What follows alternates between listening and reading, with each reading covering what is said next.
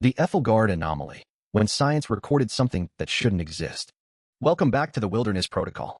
Tonight, we open a file that comes not from a frantic survivor's testimony or a faded journal found in a dusty attic. It comes from the cold, hard data of science. It's a story born from numbers, from waveforms, from the precise and methodical observation of our planet's deepest tremors. We place our faith in science to demystify the world, to replace superstition with fact, and to illuminate the darkness. But what happens when the data itself points to something impossible? What happens when the instruments we built to explain the world show us something that cannot exist? This is the story of Aethelgard National Park, a sprawling expanse of primordial wilderness in the Pacific Northwest. And it is the story of Dr. Elias Thorne, a geologist who, in pursuit of scientific truth, uncovered a horror that the Earth itself had tried to keep buried. The official report speaks of anomalous geological activity, a localized, subterranean event of unprecedented scale.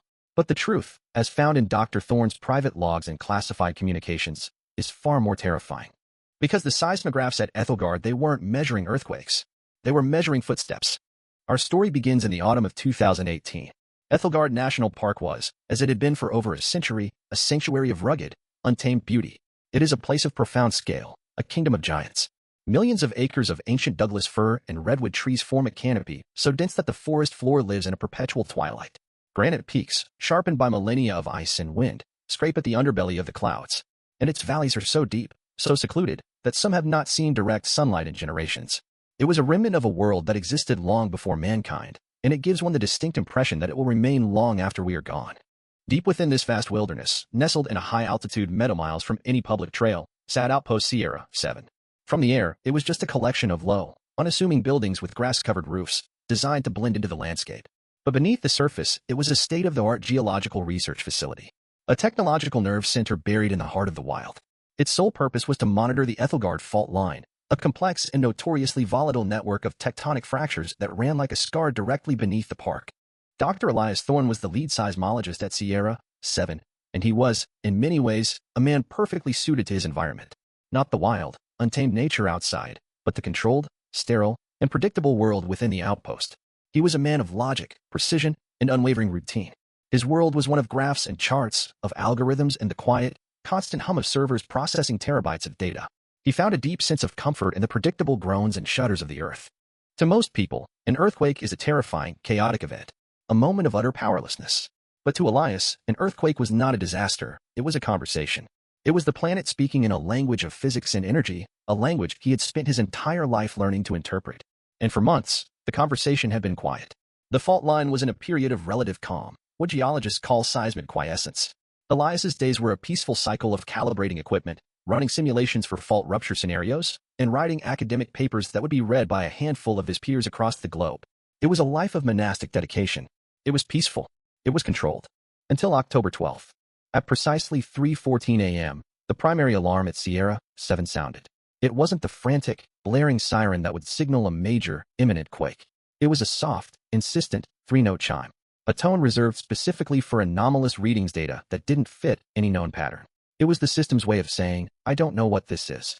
Elias was woken from a light sleep in his Spartan quarters.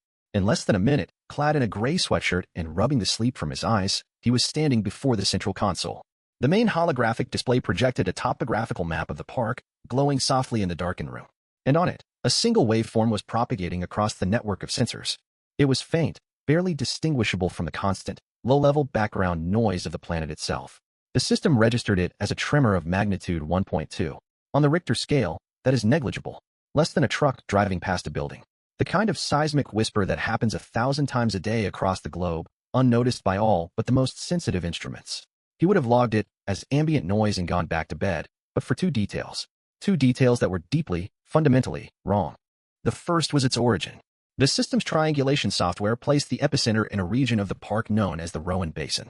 Elias knew the geology of the park like the back of his hand. The Rowan Basin was a geologically inert, almost featureless plateau of solid granite batholith, hundreds of miles from the main fault line. It was one of the most stable pieces of crust on the continent. There shouldn't have been any seismic activity there. It was geologically impossible. It was like hearing a knock on a solid, foot-thick concrete wall where you know, with absolute certainty, there is no door. The second detail, the one that truly made the hairs on his arm stand up, was the signature of the wave itself.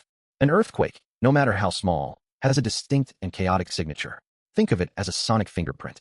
There is a sharp, violent spike, the P wave. The initial compression followed immediately by the shearing, messy chaos of the S wave. They are the unmistakable sound of rock fracturing, shattering, and grinding under immense, unimaginable pressure. They are violent and noisy. The waveform on Elias's screen was not chaotic. It was clean, frighteningly clean. It was a single, resonant pulse. A pure, deep thump that vibrated through the Earth's crust, followed by a period of perfect, unnerving silence, and then another identical thump, and then another. He stood there, mesmerized, his scientific mind racing to find an explanation. He watched as the pulses repeated, once every 7.3 seconds. Exactly. Not 7.2, not 7.4. Every single interval was precise to the millisecond. Nature, in its rawest form, is chaotic. It doesn't adhere to the cold precision of a clock. This did. His training kicked in. He ran a full diagnostic on the primary sensor array buried deep in the bedrock across the park. All systems green. No faults, no glitches. He cross-referenced the event with the outpost backup systems, the magnetometers, the infrasound detectors, the atmospheric pressure sensors. They had picked up nothing. This was not an explosion on the surface, or a sonic boom, or a magnetic disturbance. This was purely, undeniably, a seismic event. It was real. It was coming from inside the Earth. For nearly an hour, from 3:14 a.m. to 4:09 a.m., the rhythmic pulse continued. The source traced a slow, deliberate, perfectly straight line northward across the Rowan Basin before fading, as if a switch had been flicked, back into the background silence of the planet. Elias saved the data, creating a new, secure file. He labeled the event A1 for Unidentified Anomaly 1. He opened his digital log and began to type. His entry read, Unprecedented rhythmic seismic source detected. Signature is inconsistent with any known tectonic or volcanic activity. Energy release is too clean, too focused. Resembles artificial deep Earth impact, but scale and location are problematic. No drilling or military activity in designated zone. Possibility of new form of periodic deep magma displacement, or equipment malfunction of a complex, network-wide, and previously unknown variety. He chose to believe the latter. It was the only rational explanation. The ghost had to be in the machine, not in the ground, because the alternative was unthinkable. But a week later, on October 19th, at 1:22 a.m., it happened again. The three-note chime pulled him from his sleep once more. He was at the console in seconds. This time, the signal was stronger. Magnitude 1.5. The pulses were clearer, the thumps more defined on the graph. But the rhythm was the same, unchanged, inviolate, once every 7.3 seconds. This event lasted for over 2 hours, tracing another impossibly straight line across a different section of the basin before it, too, vanished into silence. Elias could not dismiss it as a glitch a second time. The odds of the exact same complex malfunction occurring twice were astronomical. This was real. He spent the next 3 days in a state of feverish obsession. He didn't leave the command center, subsisting on stale coffee and protein bars. He ran every simulation he could conceive of. Was it a secret military experiment using some new resonance weapon? He sent a carefully worded, encrypted query to the Department of Defense. The response came back within an hour, a firm negative. Aethelgard Park was a designated wilderness, a no-fly, no-test zone. Could it be a new type of cryogenic fracking? Impossible in solid granite, and there was no infrastructure for it. A repeating rock slide deep within a sealed subterranean cave system? The physics didn't work. The energy release was too clean, the impacts too widely spaced, the rhythm too perfect. He began to feel a creeping unease, a specific kind of intellectual dread. It was the feeling a mathematician gets when an equation that should be balanced, that must be balanced, refuses to resolve. The data was either lying to him, or it was telling him something his mind, conditioned by a lifetime of empirical evidence, refused to accept. Desperate for context, he started pulling historical seismic data from the Aethelgard region, going back decades. And that is when the true scale of the mystery began to reveal itself. Buried in the digital archives, mislabeled by older, less sophisticated algorithms as instrumental noise or low-frequency atmospheric interference, were other events. Faint, ghostly echoes of the same rhythmic pulse.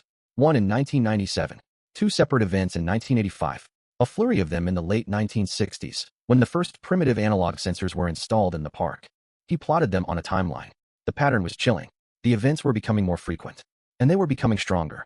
It was during a late-night session, his face illuminated by the green glow of the monitor, that a thought, intrusive and absurd, pushed its way through his wall of scientific rationalism. He was staring at the waveform of the latest event, the clean, repeating spike. Thump, 7.3 seconds of perfect silence. Thump, 7.3 seconds of perfect silence. Thump. It was the cadence of a walk. A slow, impossibly heavy, deliberate walk. The thought was so alien, so unscientific. that he almost laughed out loud at his own foolishness. But it wouldn't leave him. He grabbed a pen and a notepad, his hand moving almost of its own accord. With a few quick calculations based on the known speed of seismic P waves through solid granite and the 7.3-second interval between each impact, he tried to estimate the distance being covered between the pulses. He was calculating the length of the stride. He scribbled the equation, checked his math, then checked it again. The number he arrived at was nonsensical. Absurd. 2.4 miles. A stride of nearly 4 kilometers. He pushed the notepad away, a cold sweat beading on his brow. He stood up and paced the confines of the silent command center. He was overtired. He was suffering from the effects of prolonged isolation. He was seeing patterns where there were none, imposing mythology onto raw data. He was a man of science, and there were no creatures in his world that stood miles high and took 2-mile strides deep within the planet's crust. Such a thing was the stuff of myth, of nightmares, of stories told to frighten children in the dark. But the data did not lie. The numbers did not imagine. And that night, when he finally collapsed into his bed, he couldn't sleep. He lay in the darkness, and he could feel it. A low, resonant hum that wasn't in his ears, but in the bones of his body, in the concrete foundation of the outpost itself. The slow, patient heartbeat of something immense, something ancient, sleeping restlessly below. His initial conclusion had been wrong. The ghost wasn't in the machine. It was in the earth, and it was starting to wake up. There is a fine, often indistinguishable line between dedicated scientific inquiry and stark, consuming obsession. For Dr. Elias Thorne, that line had begun to blur, then dissolve entirely. The rhythmic anomalies, which he now privately, almost fearfully, referred to in his logs as the Walker, consumed his every waking moment. His official duties, the routine monitoring of the Aethelgard fault line, became a neglected afterthought, performed on autopilot. He ate at his desk, the taste of food lost on him. He slept in short, fitful bursts, often waking with a jolt, his mind replaying the perfect, rhythmic cadence of the seismic waves. He became withdrawn, speaking to his 2 junior colleagues, a pair of bright postgrads named Ben and Carter, in clipped, distracted tones. They saw a brilliant man buckling under the immense pressure of isolation, a common affliction in such remote postings. They had no idea that their superior wasn't wrestling with loneliness. He was wrestling with an impossibility that was growing larger and louder with each passing week. He knew he couldn't present his findings. The very thought was preposterous. A formal paper titled Analysis of Rhythmic Seismic Events suggesting a bipedal locomotor source of unprecedented scale and mass would be professional suicide. He would be laughed out of the USGS. His peers would see it as a psychotic break, a descent into pseudoscience. His career, everything he had worked for, would be utterly ruined. He needed more than just his seismic data. The graphs and numbers were irrefutable to him, but they were too abstract, too alien for others to accept. He needed context. He needed corroboration. He needed to prove he wasn't going mad. His search for answers led him away from the sterile, logical world of geological archives and into a far more esoteric realm. The park's own history, and the deep, resonant folklore of the indigenous tribes who had inhabited this land for millennia before it was ever called Aethelgard. The park's official archives, housed in the main visitor center an hour's drive away, were a dead end. They spoke of bears and mountain lions, of forest fires, and the occasional lost hiker. The history of the park, as written by the government, was a history of conquest and management. But the ethnographic records, stored in a dusty, climate-controlled annex of the park's small museum, were different. They held a different kind of history. Elias spent a weekend cloistered in that small room. The scent of old paper and preservation chemicals thickened the air. He pored over meticulously transcribed oral histories from Salish and Kootenai elders, recorded by earnest anthropologists in the 1930s and 40s. Most of it was what he expected: beautiful, intricate creation myths, stories of Coyote the trickster, tales of the spirits that dwelled in the rivers and the ancient trees.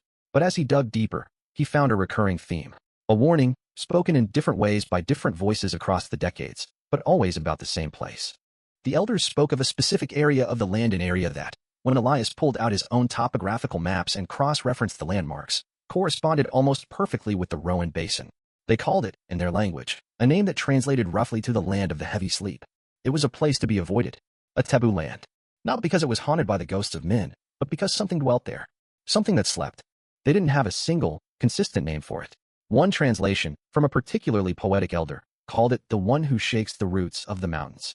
Another, more direct and familial, simply called it grandfather. They described this entity not as a monster to be fought or a demon to be exorcised, but as a fundamental, geological force of nature, like a hurricane or a flood. An elder named Joseph Blackwood was quoted in a 1938 transcript, saying, "Our people do not go there. It is not for us. You do not wake grandfather. His dreams are the rocks and the hills. When he stirs in his sleep, the land groans. If he ever truly wakes, there will be no land left." only his footsteps. Elias felt a chill that had nothing to do with the poorly heated archive room. His dreams are the rocks and the hills. It was poetic, mythological, but it resonated with the impossible data on his screen with a terrifying harmony. When he stirs in his sleep, the land groans. It was a perfect, pre-scientific description of the low-magnitude, rhythmic tremors he was recording. This discovery, however, only deepened his professional isolation. He couldn't cite folklore in a geological report, but it did something else. It emboldened him. It gave him a sliver of external validation. He was not the first to sense something in the Rowan Basin. He was just the first to measure it with a machine. His search for a more credible, scientific source led him down a path he had avoided for most of his adult life. It led him to a dark chapter in his own family's history. It led him to his father, Dr. Aris Thorne. 30 years prior, Aris had been a brilliant, if notoriously eccentric, geologist. A true visionary. He was a pioneer in the field of cryoseismology, the study of tremors in glaciers and ice sheets. But his career had ended in disgrace. He had become fixated on a radical, unbelievable theory he called biolithic resonance. He proposed that certain massive geological formations entire mountain ranges, in some cases were not, in fact, inanimate rock. He believed they were the dormant, calcified remains of colossal, silicon-based life forms from Earth's deep, Precambrian past. He claimed that under the right geological conditions, these lithic organisms could exhibit faint, residual signs of life, producing rhythmic vibrations that were often mistaken for tectonic microtremors. The scientific community had reacted with brutal derision. They had branded him a crank, a pseudoscientist chasing monsters in the bedrock. His funding was cut, his tenure was revoked, and his papers were rejected without review. The public ridicule had broken him. It had also fractured his relationship with his son.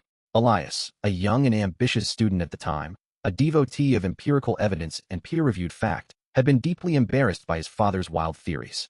It was the primary reason he had become such a rigorous, by-the-book scientisto consciously build a reputation as far as possible from his father's legacy of shame. And now, that legacy was staring him in the face from his own computer screen. With a heavy heart and a profound sense of dread, Elias took a personal day and drove the 6 hours from the isolated outpost to the small, cluttered house where his father lived in a bitter, forced retirement. The house was filled with books and geological maps, a museum of a brilliant career cut short. Aris Thorne was a shadow of his former self. A man with the same sharp, intelligent eyes as his son, but clouded by decades of resentment and resignation. The reunion was tense, burdened by years of unspoken disappointment. Elias didn't know how to begin. He didn't want to utter the words, "You were right." He started cautiously, describing the anomalous readings from Sierra 7 as a purely technical puzzle, an instrumental mystery he was trying to solve. Aris listened, his expression unreadable, his gaze fixed on a distant point beyond the window. He let his son speak for nearly 10 minutes without interruption. When Elias finished, the old man was silent for a long, heavy moment. Then he rose slowly from his worn armchair, walked to a locked metal filing cabinet in the corner of his study, and unlocked it with a key he wore on a chain around his neck. He pulled out a thick, dust-covered, leather-bound ledger. He walked back to the table and dropped it in front of Elias. The dust puffed up in a small, stale cloud. "Aris, you're not the first to hear it, son. You're just the first with instruments sensitive enough to be sure you're not going mad." The ledger was Aris's private research journal from his time working as a consultant for the USGS at Aethelgard decades ago. Elias opened it with trembling hands. It was filled with his father's familiar, spidery handwriting, with complex equations and hand-drawn maps of the park. But the content was shocking. Aris had documented the same thing. Captured on primitive, analog, paper and ink seismographs, he had recorded faint, rhythmic events. He'd used triangulation techniques to trace the source to the Rowan Basin. He'd even found the same native legends and quoted the same elders. But he had gone further, far further, than Elias had dared. He had hypothesized that the creature, the lithic organism, was not just sleeping there. It was there for a purpose. It was drawn to the Aethelgard fault line, not to feed on it as a predator, but to calm it. Aris believed its immense, continent-spanning mass acted as a geological anchor, a living stabilizer, its sheer gravity and resonant frequency dampening the tectonic stresses and preventing the fault from a catastrophic rupture. He had written, in a shaking, passionate script, "It is not a monster. It is the park shepherd. It keeps the tectonic wolves at bay. We mistake its movements for a threat, but it is the only reason this entire region hasn't collapsed into the sea. Its existence is the ultimate paradox, a thing of unimaginable destructive potential that is the sole source of our stability." But there was a terrifying corollary to his theory. A final chapter in the journal that Aris had written just before he was dismissed. He believed the creature was weakening, dying, or, perhaps, simply reaching the end of a life cycle that spanned eons. Its stabilizing grip on the fault line was slipping. The faint tremors he had recorded, and the more frequent, stronger ones Elias was now seeing, were not a sign of aggression or waking. They were the spasms of a dying titan. Each footstep was an involuntary shudder, a geological death rattle. And if it were to die, if its stabilizing mass were to suddenly become inert, its resonant dampening effect ceasing, all the pent-up tectonic energy it had been suppressing for millions of years would be released. All at once. It wouldn't just be an earthquake. It would be an extinction-level event. A reshaping of the continent. Elias slowly closed the journal, his hands shaking. His own data, his own cold, hard logic, had led him to a conclusion far more terrifying than a simple monster in the dark. The monster wasn't the danger. Its death was. He looked up at his father. And for the first time in 20 years, he saw not a failure, but a Cassandra prophet cursed with a truth so enormous, no one could possibly believe it. Elias. Dad, the events are getting stronger. And more frequent. Almost weekly now. Eris Thorne simply nodded, his eyes filled with a profound, ancient sadness. The bitterness was gone, replaced by a terrible vindication. Eris. Then it's happening faster than I feared. The shepherd is leaving its flock. And the wolves are getting hungry. As Elias drove back to Outpost Sierra 7, navigating the winding mountain roads in the fading light, the world felt fundamentally different. The majestic peaks of Aethelgard no longer looked like stone. They looked like bone. The ancient forest seemed like a thin, fragile skin stretched over something vast, primordial, and unknowable. He had come to Aethelgard seeking to understand the earth. Now, he felt like an insect clinging to the hide of a leviathan. The quiet hum he sometimes felt in his bones was no longer a mystery. It was a countdown. Knowledge, once gained, cannot be unlearned. It is a weight. For Dr. Elias Thorne, it was a weight that threatened to crush him. He was no longer just a scientist. He was the custodian of a terrible secret, a truth so monumental it warped the very fabric of his reality. He began to exist in two separate worlds, simultaneously. In one world, he was Dr. Thorne, the dutiful seismologist. He went through the motions, filing his mundane reports on tectonic microstresses and fault line stability to a disinterested head office 1,000 miles away. He used the dry, detached language of his profession to describe a world he no longer believed was real. In the other world, the real world, he was the sole, horrified witness to the slow, agonizing death of a geological titan. He was the chronicler of a planetary apocalypse in the making. The Walker events, as he continued to call them in his private, encrypted logs, were now occurring almost nightly. They grew in intensity with a terrifying steadiness, creeping up the Richter scale. Magnitude 1.8, 2.1, 2.4. Still small enough to be dismissed by the wider world as insignificant tremors, but to Elias, each incremental increase was a short, sharp scream. The rhythmic footsteps were no longer confined to the static geography of the Rowan Basin. They were expanding, moving. He plotted the epicenters on his holographic map, and a new, horrifying pattern emerged. The path was erratic, like a sick man tossing in his bed, but the general trend was undeniable. The source was moving slowly, inexorably, towards the main Aethelgard fault line. His father's theory haunted his every waking thought. Was the creature making a final, desperate, instinctual effort to reinforce the fault before it expired? Or were these its final death throes, inadvertently triggering the very catastrophe it had so long prevented? Was it the shepherd trying to mend the fence, or was it the shepherd's corpse falling against it, breaking it open? He had to know. The data, streamed from sensors miles away, was no longer enough. The folklore, his father's theories, the cold, dancing lines on his seismic graphs, they were all just shadows on a cave wall. He had to turn around and look at the fire. He had to go to the source. He had to go into the Rowan Basin. This was no simple hike. The Rowan Basin was a name on a map, but it was functionally a different country. It remains one of the most remote and inaccessible areas in North America. A high-altitude plateau, a labyrinth of jagged canyons that fracture the landscape, fields of razor-sharp scree rock, and forests of stunted, hardy pines so dense they are marked on topographical surveys with the simple, ominous label, impenetrable. There were no trails, no ranger outposts, no radio signals could reliably penetrate its deep valleys. For all intents and purposes, it was a blank space on the map, the land of the heavy sleep. To go there officially was impossible. No legitimate request for a geological survey in such a famously stable and uninteresting region would ever be approved. It would raise questions he could not answer. He would have to go off the books, using his own time and his own money. And he could not go alone. He was a scientist, a man of labs and computers. Out there, he would be dead in a week. He needed a guide. He needed someone who knew the park's darkest corners, someone who understood its moods and its dangers. That person was Lena Petrova. Lena was a senior park ranger, a woman who possessed a formidable and well-earned reputation. She was a third-generation Aethelgard ranger. Her grandfather had helped chart the park's first trails. She was a master survivalist and a stark pragmatist who trusted her compass, her gut, and her rifle far more than any scientific theory. She and her fellow rangers viewed the scientists at Sierra 7 with a mixture of detached amusement and mild disdain as city folk who try to understand a mountain by looking at a screen, while they were the ones who felt its breath on their skin. Elias approached her at the main ranger station, armed with a carefully constructed lie. He explained that his instruments at Sierra 7 had detected a series of highly anomalous magnetic field readings emanating from the basin. He told her it could indicate a rich, undiscovered deposit of rare earth minerals, something that would be of great interest to the Department of the Interior. It was a plausible, if unexciting, pretext. He told her the survey needed to be discreet to avoid a potential land rush. He offered to pay her handsomely from his own savings for a 2-week, off-the-books prospecting trip. Lena listened, her arms crossed, her expression unreadable. She leaned against the fender of her truck, her eyes, the color of a stormy sky, studying him intently. She knew the legends about the Rowan Basin. While she didn't believe in sleeping giants, she believed in the accumulated wisdom of generations that knew to avoid places that centuries of experience had deemed dangerous. Lena. No one goes into the basin, Doc. Not for minerals, not for a dare. There's a reason there are no trails. The ground is bad up there. Unstable in ways that don't show on your charts. The compasses spin. The air feels wrong. You go in there, you might not come out. And it won't be a bear that gets you. But Elias was desperate, and his desperation was persuasive. He laid out maps, showed her falsified magnetic field charts he had created, and, when he saw her still hesitating, he doubled his financial offer.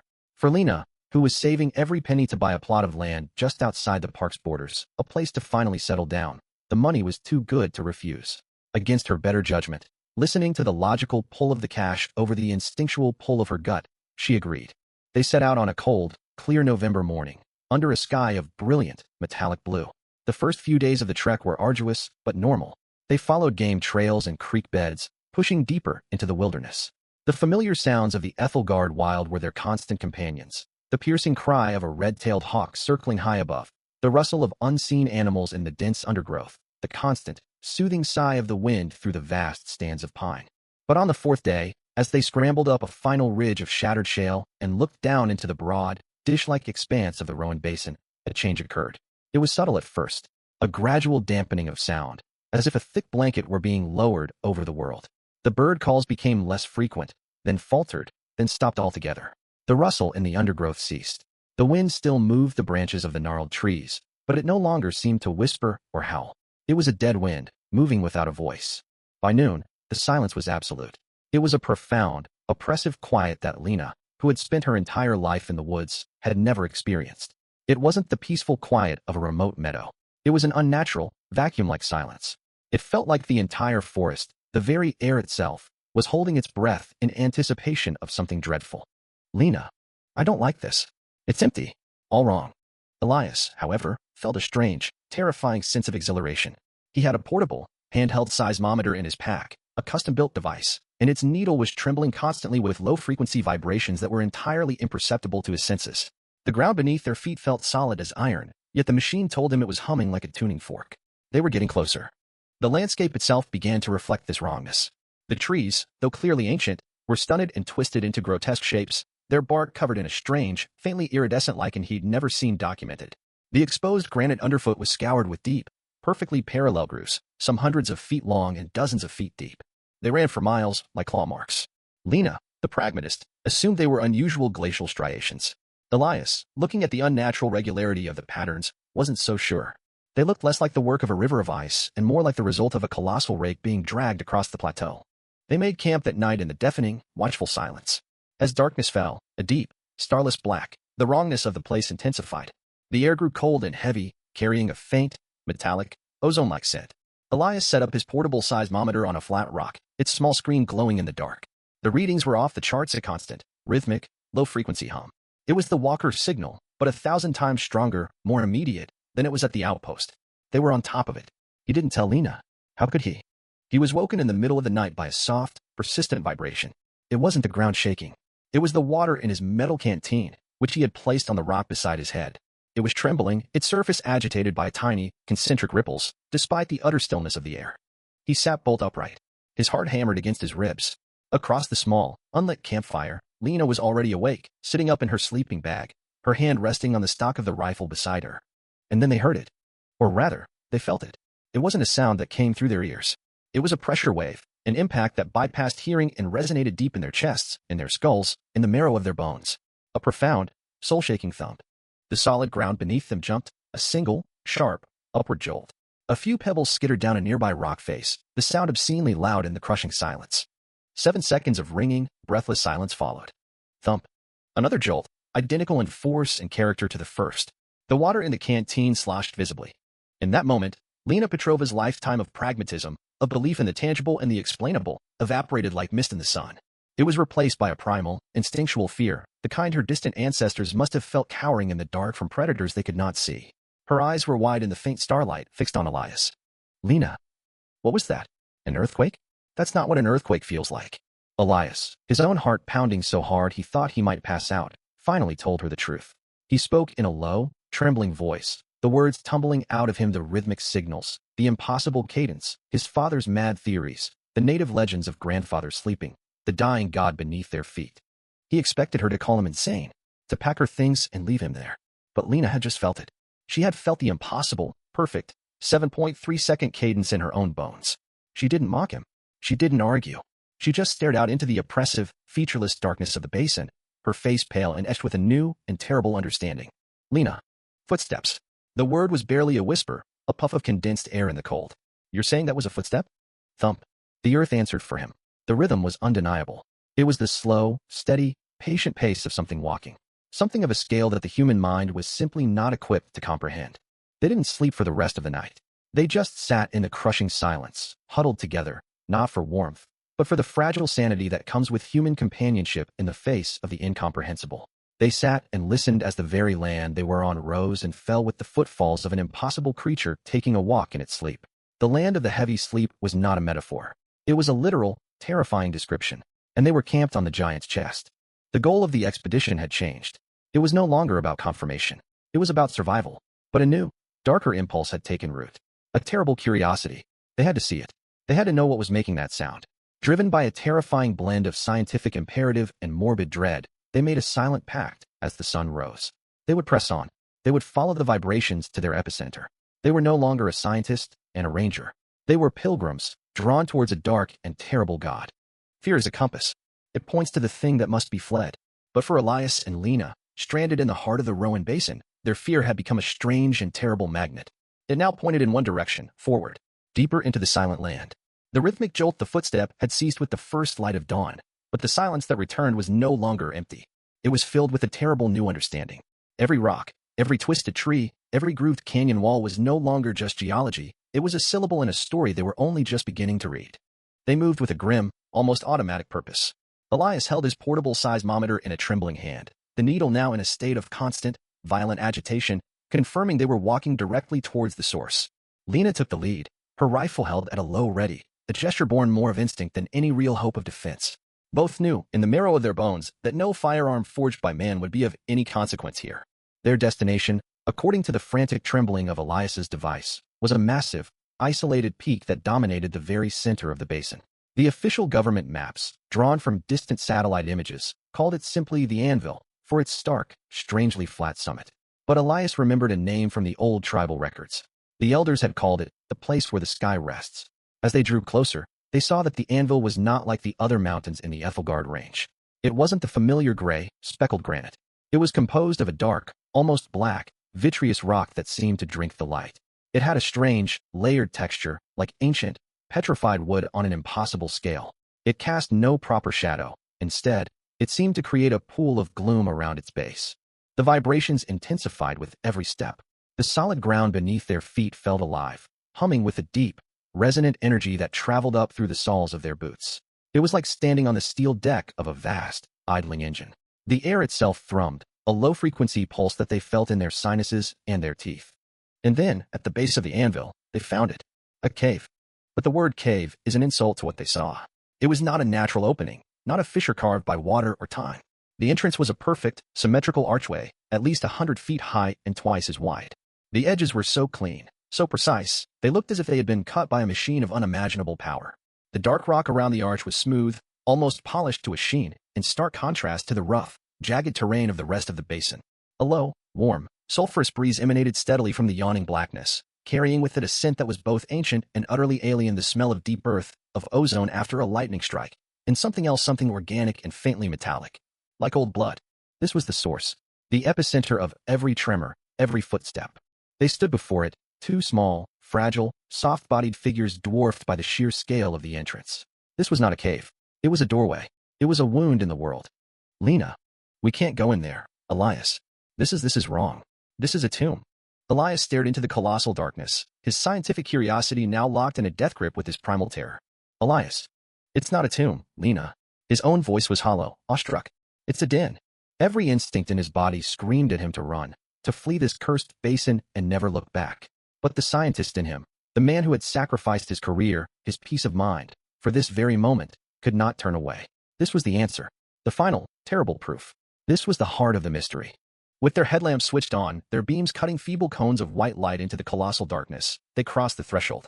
The instant they stepped inside, the thrumming intensified, becoming a physical pressure against their bodies. The air was warm, thick, and humid, like the inside of a lung. The floor was not rock or dirt, but a smooth, black, strangely resilient material that seemed to give, almost imperceptibly, under their boots. The walls of the vast passage were not jagged or straight, but curved and ribbed with huge, overlapping structures, like the inside of a colossal throat. High above, far beyond the reach of their lights, strange, bioluminescent fungi clung to the ceiling. They pulsed with a faint, sickly green and blue glow that didn't illuminate the space so much as it emphasized the sheer, overwhelming depth of the shadows. The passage sloped gently, relentlessly downwards for what felt like miles. And finally, the tunnel opened into a cavern. The space was so vast that their headlamps couldn't find the walls or the ceiling. They were standing on a wide ledge, looking out into an abyss of truly impossible scale. They were microbes on the edge of a dinner plate. The faint, ghostly light of the fungi from the ceiling far above was just enough to reveal the cavern's true nature. This was not a geological formation. It was a nest. Far below them, scattered across the cavern floor, were colossal, ovoid shapes, each one the size of a municipal building. They were a dull, mottled gray, with a surface that looked like weathered stone, but they pulsed with a slow, faint, inner light, like embers in a dying fire. Eggs. Or spores. Or something for which the human language had no name. But that was not what seized their attention. That was not the source of the profound, soul-crushing horror that rooted them to the spot. Directly across the cavern from their ledge, partially shrouded in the abyssal gloom, was the occupant. They couldn't see all of it. The mind simply refuses to process things of that magnitude. It's like trying to appreciate the curvature of the earth while standing on it. What they saw was just a section of it, a part of its body that rested against the far cavern wall. It was like looking at a single, massive rivet on the hull of a ship the size of a continent. Its skin, or hide, or perhaps a kind of shell, was the same black, vitreous material as the mountain itself. It was segmented, layered in vast, overlapping plates, each one the size of a football field. The same iridescent lichen they had seen on the stunted trees outside grew here in vast, shimmering patches across its form, like continents of mold on an ancient orange. It was sleeping, or hibernating, or dying. Its breaths were the warm, sulphurous wind that had drawn them in. Each inhalation and exhalation was a process that took minutes, causing the very air pressure in the vast cavern to shift and swell. And in that moment, the final, terrible truth crashed down upon Elias. They were not in a cave under the mountain. The anvil was the creature, or at least a part of it, an exposed limb, a dorsal spine, an elbow, that had been mistaken for a geological feature for millennia. The land of the heavy sleep was not its home, it was its body. As they stood there, paralyzed by a terror so profound it bordered on a religious experience, a section of the creature stirred. A tremor ran through its visible mass. It was not a violent movement, but a slow, tired, unconscious shift, the way a sleeper adjusts their position in a dream. A single, colossal plate of its armor, a plate larger than the town they had both grown up in, scraped against the cavern wall. The sound was not a noise one hears, but a tectonic event one endures. A low, grinding groan of stressed rock and shearing minerals that vibrated through the ledge, up through their feet, and into their bones. On the floor of the cavern, dust and small pebbles were dislodged by the movement. This was the source. This was the signal. Not footsteps. Just this.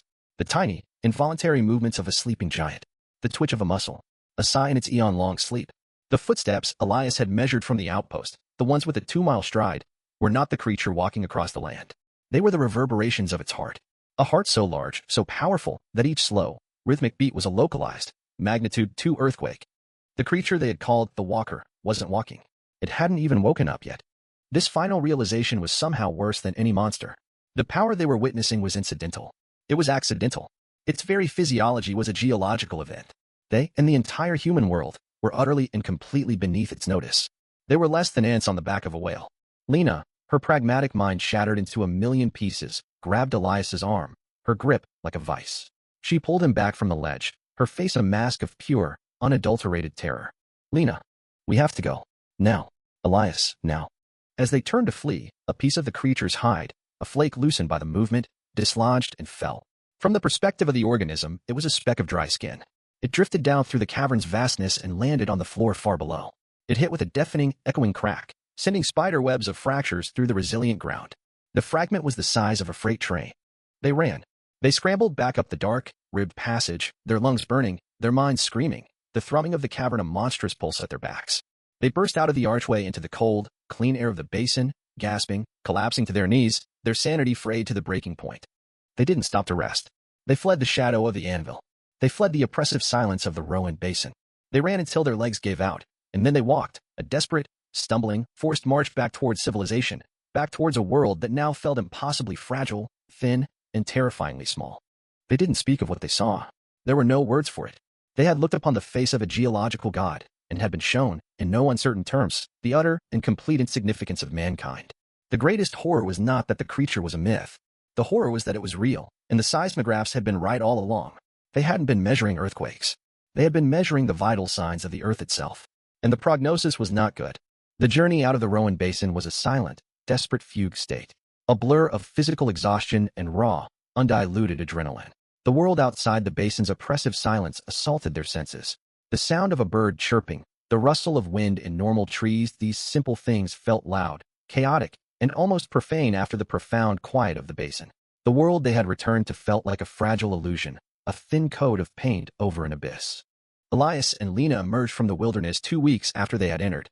They were no longer a scientist and a ranger. They were survivors. Survivors of a truth that could never be fully shared. They were gaunt, their faces etched with a new, hollowed outlook. Their eyes, when they met the gaze of the search party that found them on a lower trail, held a haunted quality that spoke more than words ever could. They gave a sanitized, rehearsed report. Their specialized prospecting equipment had malfunctioned due to unforeseen magnetic interference. They had gotten lost in the treacherous, unmapped terrain. They had run low on supplies and had been lucky to make it out alive. No one questioned their story. The look in their eyes, the shared trauma that radiated from them, was explanation enough. Elias returned to Outpost Sierra 7, a fundamentally changed man. The sterile, controlled environment that had once been his sanctuary now felt like a tomb. The graphs and charts dancing on his screens no longer looked like abstract data. They looked like an EKG, charting the fading, sputtering pulse of the impossible thing that slept beneath the park. He knew, with a certainty that chilled him to his core, that he had to warn someone. He couldn't go to the press, they would think him a madman. But he had to tell the authorities. He had to make the official record show something. He spent the next 48 hours compiling a report. He worked without sleep, driven by a feverish sense of duty. He meticulously sanitized it, stripping away the more fantastical, unbelievable elements. He removed any mention of his father's biolithic resonance theory. He deleted all references to the native legends of grandfather. He made no mention of the cave, the nest, or the living mountain. He presented only the cold, hard, irrefutable data, the rhythmic seismic events, their increasing frequency and magnitude, and their irrefutable origin in a geologically stable area. His conclusion was a masterpiece of scientific understatement. He wrote that an unknown, large-scale, incoherent subterranean phenomenon was underway, exerting unprecedented and unpredictable stress on the entire Aethelgard fault system. He classified the report as Urgent Level 1 national threat and sent it up the official chain of command at the USGS. He had done his duty. He had sounded the alarm. The response was swift, but not in the way he had ever expected. 2 days later, just after dawn, the sound of rotor blades sliced through the morning calm. A black, unmarked helicopter, a military-grade machine with no identifying insignia, descended and landed on the meadow outside the outpost. 2 men in dark, impeccably tailored, but utterly nondescript suits stepped out. They were not scientists. They were not government bureaucrats. They moved with a cold, professional economy of motion, and their eyes had the flat, dispassionate look of men from an agency that doesn't officially exist. They did not introduce themselves. They did not ask questions. They informed. The lead agent, a man with gray hair and a face devoid of expression, informed Elias that his employment with the United States Geological Survey was terminated, effective immediately. He was to gather his personal belongings, clothing, books, toiletries, and nothing else. All of his data, his logs, his computers, the very servers that formed the heart of the outpost, were now the property of the U.S. government, seized under a national security directive he had never heard of. A protocol of silence. When Elias began to protest, his voice shaking with a mixture of anger and fear, trying to explain the gravity of the danger, the imminent threat to the fault line, the lead agent simply held up a hand, a gesture that was both calming and infinitely menacing. Agent, Dr. Thorne, we are fully aware of the phenomenon. Your contribution to the dataset has been noted and is appreciated. Your silence, from this moment forward, is a matter of national, and perhaps global, security. You will sign this non-disclosure agreement. It is binding for life. You will forget everything you saw in the Rowan Basin. You will forget everything you recorded here. You will speak of this to no one. Not your colleagues, not your family, not a therapist, not ever. Is that understood? It was then that Elias understood the final, chilling piece of the puzzle. He wasn't the first to discover this. He wasn't a pioneer on the edge of a new and terrible science. He was just the latest in a long, forgotten line of people who had stumbled upon the secret and been systematically silenced. His father, the native elders, their warnings dismissed as myth. How many others? The protocol, in the Wilderness Protocol, wasn't about studying the wild. It was about keeping its deepest, most terrifying secrets buried. He saw Lena standing near the helicopter, escorted by the second agent. She had been brought in as well. Her face was grim, resigned. She met his eyes and gave him a slight, almost imperceptible nod. They were in this together. They were the sole living members of a very exclusive, very silent club. Elias signed the papers. His hand, the hand of a scientist, felt like a dead weight. As he was escorted to the helicopter, a prisoner in all but name, he took one last look at Outpost Sierra 7, his scientific sanctuary, now attuned for his research. He took one last look at the majestic, terrifying peaks of Aethelgard National Park. In the days that followed, the official story was released to the world. Aethelgard National Park was closed indefinitely to the public. The official reason given was unprecedented and dangerously unstable seismic activity. A 500-mile exclusion zone was established around the Rowan Basin, a no-fly zone enforced by the military. The news reports, guided by carefully placed government sources, speculated about a supervolcano precursor or a deep mantle plume event. They used the language of science to create a veneer of understanding, to build a wall of plausible explanations to mask a truth they could not dare reveal. Dr. Elias Thorne vanished from the scientific community. His papers were archived, his name removed from active rosters. He now lives a quiet life under a different name, in a small town in the flat plains of the Midwest, as far from any mountains as he can get. He, like his father before him, is a man haunted by a truth no one will ever believe. He sometimes watches the news, scanning the headlines, waiting for the day when the tremors in the Pacific Northwest are too large to be explained away. Lena Petrova also disappeared. Park Service records state she took an early retirement for personal health reasons. Her current whereabouts are unknown. The last piece of data Elias saw before they wiped the servers at Sierra 7 was the recording from the night they fled the basin. The tremor was logged at a magnitude 3.1, but the signature was different. The deep, rhythmic, 7.3-second pulse of the heartbeat was still there, the baseline rhythm. But it was now overlaid with a new, sharper, more chaotic tremor. The kind of high-frequency signature made by rock fracturing and grinding under immense, directed pressure. He realized with a final, sickening lurch in his stomach what it was. The thing in the cavern had moved. The slow, tired shift in its sleep that they had witnessed. The grinding of its armored plates, the sound that had shaken their bones that was now a measurable earthquake on the surface. The file on Aethelgard remains open, but it is sealed, classified above top secret. The seismographs are still running, monitored now by an agency whose name is not public. And they are still measuring. They are charting the slow, agonizing vital signs of a being that has slept for eons. But the most terrifying possibility is not that it will die, releasing the pent-up energy of the fault line. The most terrifying possibility is the one Elias Thorne never dared to write down in any log, official or private. What if his father was wrong? What if the creature is not dying? What if it's waking up? What if the events are not death throes, but the first groggy stirrings of consciousness after an age of slumber? What if the footsteps they were measuring were just its heartbeat all along? What happens on the day the seismographs measure a new sound? The sound of a true footstep, a conscious one. The sound of something that has been sleeping under our feet finally, after millions of years, deciding to stand up. We can only hope the protocol of silence holds. We can only hope we never, ever find out. The official records will always speak of geology, of fault lines and mantle plumes. But for those who know where to look, for those who listen to the quietest whispers from the deepest parts of our world, the story is different. It is a reminder that we live on a thin, fragile crust, adrift on a sea of fire, and we are not, and have never been, the most powerful things on this planet. Thank you for joining us at the Wilderness Protocol. If you appreciate these explorations into the unknown, and wish to support our work in uncovering the stories that lie hidden in the quiet places of the world, consider subscribing to the channel. Turn on notifications so you don't miss our next file. Your support allows us to continue these investigations. Until next time, listen closely to the silence. You never know what you might hear.